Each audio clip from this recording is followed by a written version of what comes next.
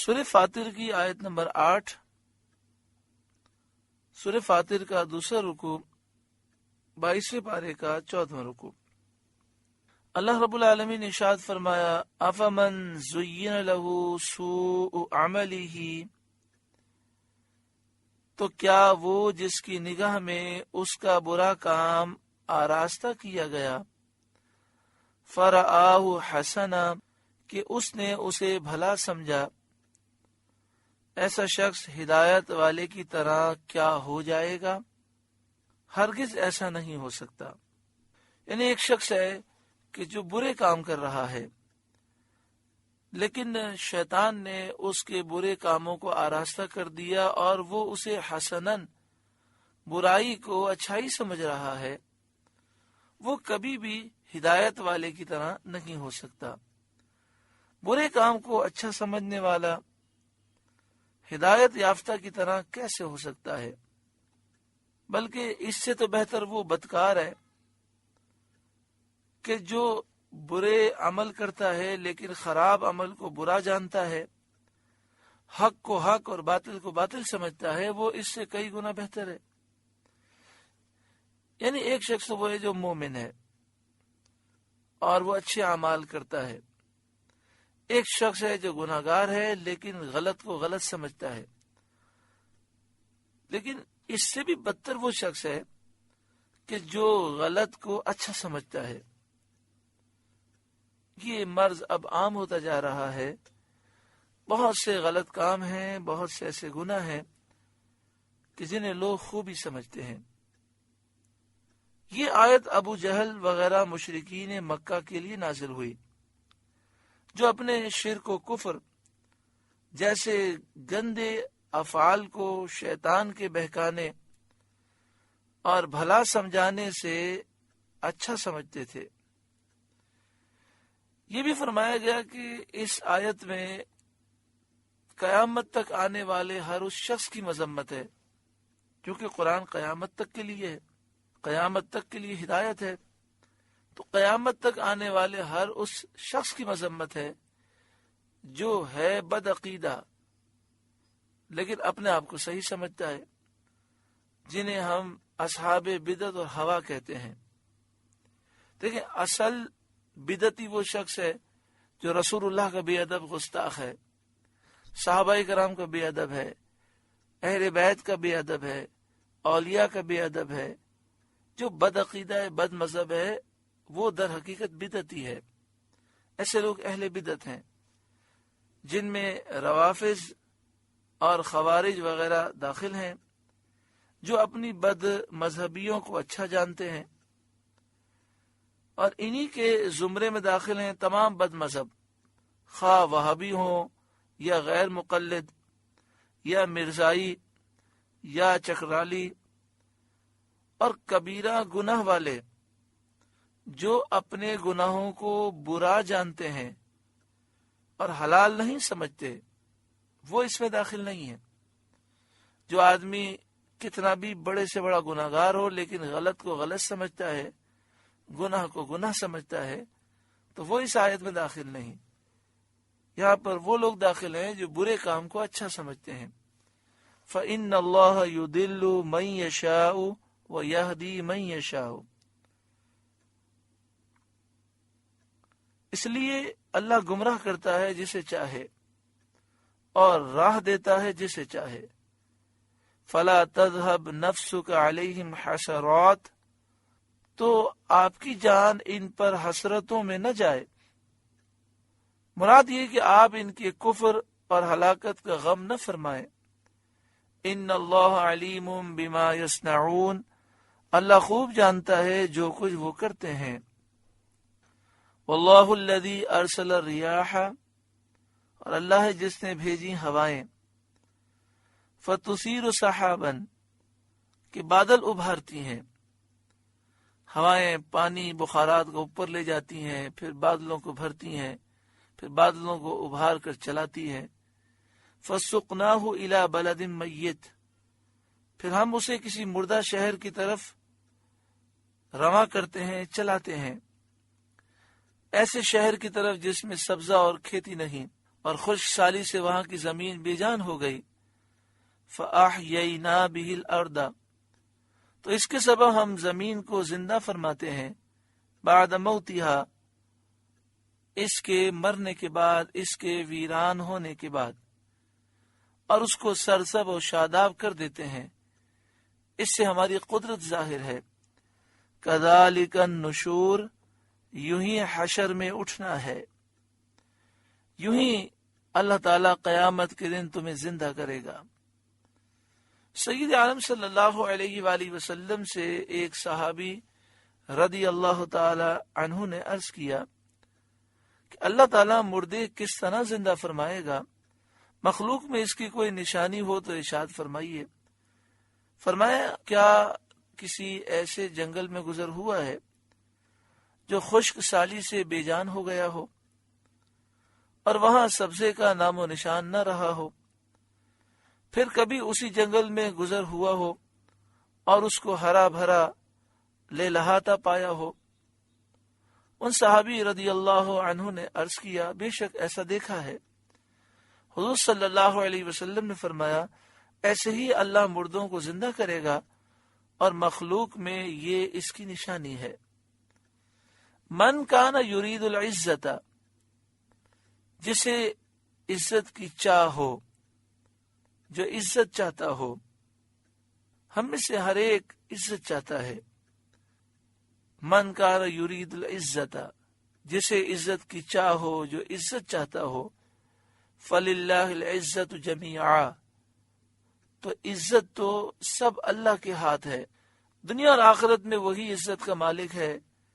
جسے چاہے عزت دے، تو جو عزت کا طلبگار ہے، جو عزت چاہتا ہے، وہ اللہ تعالی سے عزت مانگے، کیونکہ ہر چیز اس کے مالک ہی سے طلب کی جاتی ہے. ہر چیز اسی سے مانگی جاتی ہے جس کے پاس ہو. تو جب عزت اللہ کے پاس ہے تو در بدر کی ٹھوکریں کھانے کے بجائے اللہ کے فرما بردار بنو، اللہ سے عزت طلب کرو.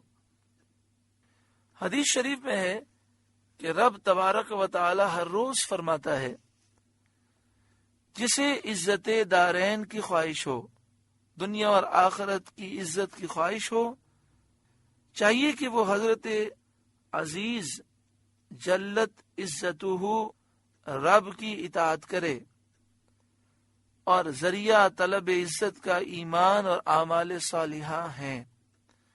جسے عزت چاہیے وہ اللہ وحدہ لا شریک کی فرما برداری کرے، اور عزت طلب کرنے کا ذریعہ ایمان لانا اور اچھے اعمال کرنا ہے. الیہ یصعد الکلم الطیب، اسی کی طرف چڑھتا ہے پاکیزہ کلام، یعنی اس کے محل قبول اور رضا تک پہنچتا ہے. اللہ تعالیٰ پاکیزہ کلام سے راضی ہوتا ہے اور اسے قبول فرماتا ہے. پاکیزہ کلام سے مراد کلمہ توحید ہے، تسبیح سبحان اللہ، تحمید الحمدللہ، تکبیر اللہ اکبر وغیرہ ہیں، جیسا کہ امام حاکم اور امام بیہقی نے روایت کیا. اور حضرت عبداللہ بن عباس رضی اللہ تعالی عنہما نے کلمہ طیب کی تفسیر ذکر سے فرمائی. آپ نے فرمایا کہ اسی کی طرف چڑھتا ہے پاکیزہ کلام، یعنی اللہ کا ذکر، اور اللہ اپنے ذکر کو قبول فرماتا ہے. اور ذکر میں ساری چیزیں ہیں. بعض مفسرین نے قرآن اور دعا بھی مراد لی ہے، تو قرآن پاک پڑھنا اور دعا مانگنا یہ بھی اللہ کا ذکر ہے. والعمل الصالح یرفعہ، اور جو نیک کام ہے وہ اسے بلند کرتا ہے. نیک کام سے مراد وہ عمل اور عبادت ہے جو اخلاص سے ہو. اللہ تعالیٰ میں اخلاص عطا فرمائے. جو عمل اخلاص سے ہو، جو عبادت اخلاص سے ہو، وہ نیک کام ہے. اور معنی یہ ہے کہ کلمہ طیبہ عمل کو بلند کرتا ہے، کیونکہ عمل بے توحید و ایمان مقبول نہیں. فرماتے یہاں معنی یہ ہے کہ جب کلمہ طیبہ پڑھے گا، ایمان لائے گا، پھر اس کے بعد عمل وہ کرے گا، تو یہ کلمہ طیبہ اس عمل کو اوپر لے جائے گا قبولیت کے مقام پر، کیونکہ بغیر ایمان کے کوئی عمل قابل قبول نہیں. یا یہ معنی ہے کہ عمل صالح کو، عبادت کو، نیک کام کو اللہ تعالی رفعت قبول عطا فرماتا ہے،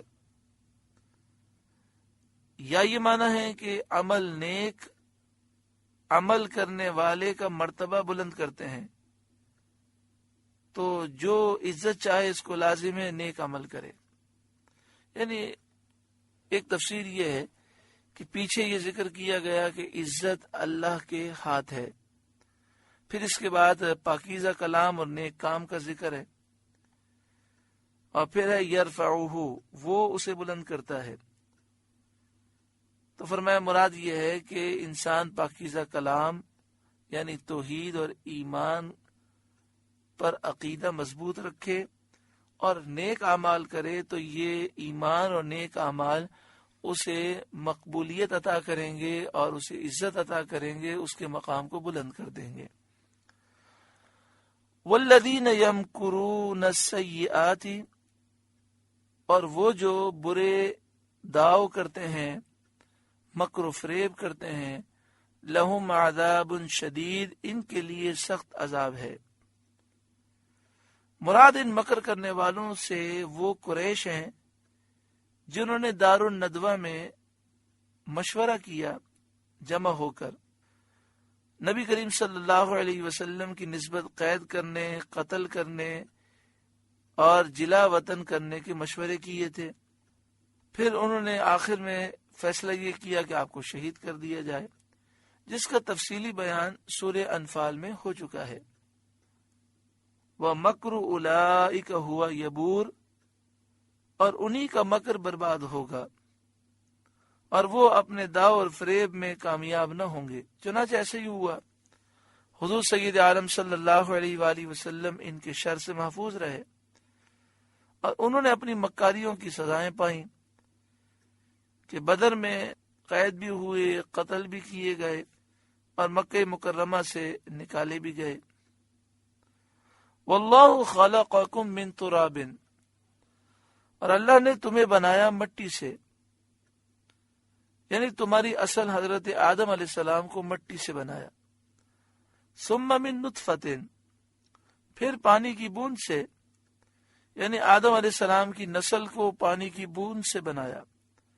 ثم جعلکم ازواجا، پھر تمہیں کیا جوڑے جوڑے، یعنی مرد اور عورت بنایا۔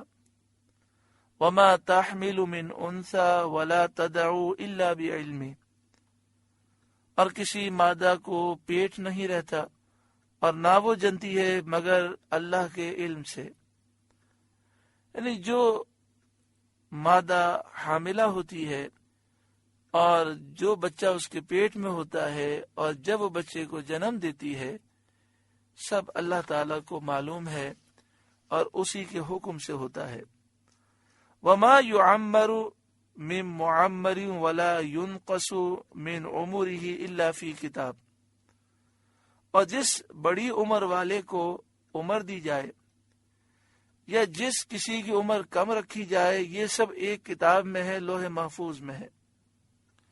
حضرت قتادہ رضی اللہ تعالی عنہ سے مروی ہے، معمر بڑی عمر والا وہ ہے جس کی عمر 60 سال کو پہنچے، اور کم عمر والا وہ ہے جو 60 سال کی عمر سے پہلے مر جائے۔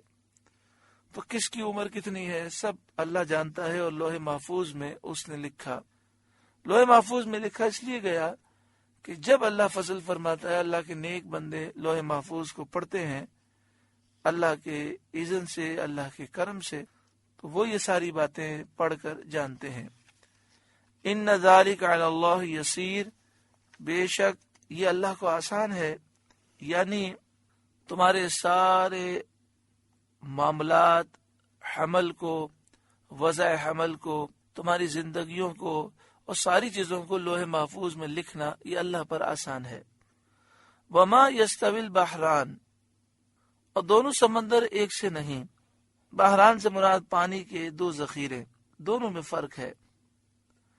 ھذا عذب فرات، یہ میٹھا ہے، خوب میٹھا۔ سائغ شرابہ، جس کا پانی خوشگوار ہے۔ وہذا ملح اجاج، اور یہ کھاری ہے تلخ۔ اس دنیا میں پانی کے دو ذخیرے ہیں، ایک ذخیرہ میٹھا ہے، خوب میٹھا ہے، پینے میں بڑا خوشگوار ہے، اور دوسرا کڑوا ہے، نمکین ہے۔ وَمِن كُلٍّ تَأْكُلُونَ لَحْمًا طَرِيًّا، اور ہر ایک میں سے تم کھاتے ہو تازہ گوشت یعنی مچھلی۔ وَتَسْتَخْرِجُونَ حِلْيَةً تَلْبَسُونَهَا، اور نکالتے ہو پہننے کا ایک زیور، گوہر، مرجان، ہیرے، جواہرات۔ وَتَرَى الْفُلْكَ فِيهِ مَوَاخِرَ، اور تو کشتیوں کو اس میں دیکھتا ہے کہ پانی چیرتی ہیں، دریا میں، سمندر میں چلتے ہوئے، اور ایک ہی ہوا میں آتی بھی ہیں اور جاتی بھی ہیں۔ لِتَبْتَغُوا مِن فَضْلِهِ، تاکہ تم اللہ کا فضل تلاش کرو، بزنس میں نفع حاصل کر کے، تجارتوں میں نفع حاصل کر کے روزی تلاش کرو۔ وَلَعَلَّكُمْ تَشْكُرُونَ، اور کسی طرح حق مانو اور تاکہ تم شکر کرو اور اللہ تعالیٰ کی نعمتوں کی شکر گزاری کرو۔ یولج اللیل فی النہار، رات لاتا ہے دن کے حصے میں تو دن بڑھ جاتا ہے۔ وَیولج النہار فی اللیل، اور دن لاتا ہے رات کے حصے میں تو رات بڑھ جاتی ہے۔ جب رات مختصر ہوتی ہے تو مختصر ہوتے ہوتے چھوٹی ہوتے ہوتے 9 گھنٹے کی ہو جاتی ہے، اور پھر رات بڑھنا شروع ہوتی ہے تو بڑھتے بڑھتے بسا اوقات 12 گھنٹے کی ہو جاتی ہے۔ دن جب مختصر ہوتا ہے، چھوٹا ہوتا ہے تو 12 گھنٹے کا ہوتا ہے، ایک وقت آتا ہے بڑھتے بڑھتے وہ 15 گھنٹے کا ہو جاتا ہے۔ اور یہ تو پاکستان کی بات ہے، انڈیا کی بات ہے، بر صغیر کی بات ہے، لیکن دنیا میں ایسے ملک بھی ہیں۔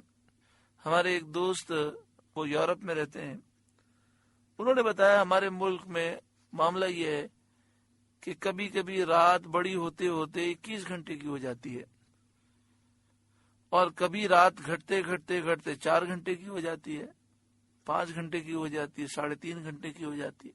اسی طرح انہوں نے کہا کہ کبھی ہمارے ہاں دن اتنا بڑا ہوتا ہے کہ 20-21 گھنٹے کا ہوتا ہے، 22 گھنٹے کا ہوتا ہے، اور کبھی دن اتنا چھوٹا ہو جاتا ہے سال کے بعض حصوں میں کہ دن جو ہے وہ 3.5 گھنٹے 4 گھنٹے کا ہوتا ہے۔ پھر انہوں نے بڑی پیاری بات کہی، انہوں نے کہا کہ اللہ تعالیٰ کتنا کریم ہے کہ جو نفلی روزے کی فضیلت ہے اس میں کوئی کمی نہیں آتی۔ اگر سردی میں نفلی روزہ رکھیں تو کتنا آسان ہے، تو کہا کہ جب ہمارے یہاں دن بہت چھوٹا ہوتا ہے، 4 گھنٹے اور 5 گھنٹے کا پورا دن ہوتا ہے، تو الحمدللہ میں روزے سے ہوتا ہوں اور نفلی روزے کا ثواب مل جاتا ہے۔ کتنا فضل ہے کہ کم محنت پر وہ اتنا عظیم اجر عطا فرماتا ہے۔ تو مختلف ممالک میں رات اور دن کے مختلف اوقات ہیں، رات کا بڑھنا اور کم ہونا مختلف انداز سے ہے۔ آگے ارشاد فرمایا وَسَخَّرَ الشَّمْسَ وَالْقَمَرَ، اور اس سے کام میں لگائے سورج و چاند، یعنی سورج و چاند تمہارے فائدے کے لیے پیدا فرمائے۔ کل یجری لأجل مسمى، ہر ایک مقرر میعاد تک چلتا ہے، یعنی روز قیامت تک۔ جب قیامت آ جائے گی تو ان کا چلنا موقوف ہو جائے گا اور یہ نظام باقی نہ رہے گا۔ ذالکم اللہ ربکم لہ الملک، یہ ہے اللہ تمہارا رب، اسی کی بادشاہی ہے۔ والذین تدعون من دونہ ما یملکون من قطمیر، اور اس کے سوا جنہیں تم پوچھتے ہو دانا خرما کے چھلکے تک کے مالک نہیں، کھجور کے دانے کے چھلکے کے بھی یہ مالک نہیں، یعنی یہ بت بالکل بے جان ہیں، بے کس ہیں، بے بس ہیں۔ ان تدعوہم لا یسمعوا دعاءکم، تم انہیں پکارو تو وہ تمہاری پکار نہیں سنتے، جماد ہیں، پتھر ہیں، بے جان ہیں۔ وَلَوْ سَمِعُوا مَا اسْتَجَابُوا لَكُمْ، اور بالفرض سن بھی لیں تو تمہاری حاجت روا نہ کر سکے، تمہاری حاجت کو پورا نہ کر سکے، کیونکہ بالکل قدرت نہیں، بالکل اختیار نہیں رکھتے۔ وَيَوْمَ الْقِيَامَةِ يَكْفُرُونَ بِشِرْكِكُمْ، اور قیامت کے دن وہ تمہارے شرک سے منکر ہوں گے اور بیزاری کا اظہار کریں گے اور کہیں گے تم ہمیں نہ پوچھتے تھے۔ وَلَا يُنَبِّئُكَ مِثْلُ خَبِيرٍ، اور تجھے کوئی نہ بتائے گا اس بتانے والے کی طرح، یعنی دنیا اور آخرت کے حالات اور بت پرستی کے انجام کی جیسی خبر اللہ دیتا ہے اور کوئی نہیں دے سکتا۔ سورہ فاتر کا دوسرا رکوع مکمل ہوا۔ اللہ تعالی اس رکوع کی نصیحتوں پر ہمیں عمل کی توفیق عطا فرمائے۔